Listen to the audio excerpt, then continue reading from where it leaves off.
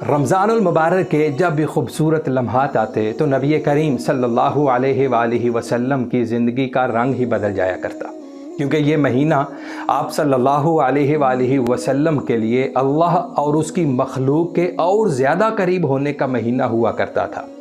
رمضان وہ مہینہ ہے کہ جس میں قرآن نازل ہوا، اور حضور نبی کریم صلی اللہ علیہ وآلہ وسلم رمضان میں سب سے زیادہ قرآن سے جڑ جاتے۔ حضرت جبریل امین ہر رمضان آپ صلی اللہ علیہ وآلہ وسلم کے ساتھ قرآن دہرایا کرتے تھے۔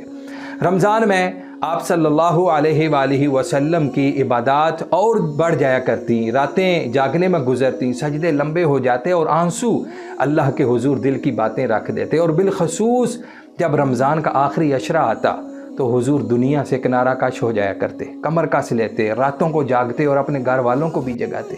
اور بالخصوص رمضان میں نبی کریم صلی اللہ علیہ وآلہ وسلم سب سے زیادہ سخی ہو جایا کرتے۔ حضرت عبداللہ ابن عباس فرماتے ہیں کہ رمضان میں حضور صلی اللہ علیہ وآلہ وسلم کی سخاوت تیز ہوا سے بھی زیادہ ہو جایا کرتی تھی۔ کوئی سوالی خالی نہ لوٹتا، کوئی بھوکا محروم نہ رہتا۔ حضور سادہ افطار کرتے، کھجور اور پانی سے افطار کرتے اور دل شکر سے بھر جاتا۔ یہ تھا حضور کا رمضان، قرآن سے جڑا، دعا سے روشن اور برکتوں سے لبریز اور رحمتوں سے بھرا ہوا۔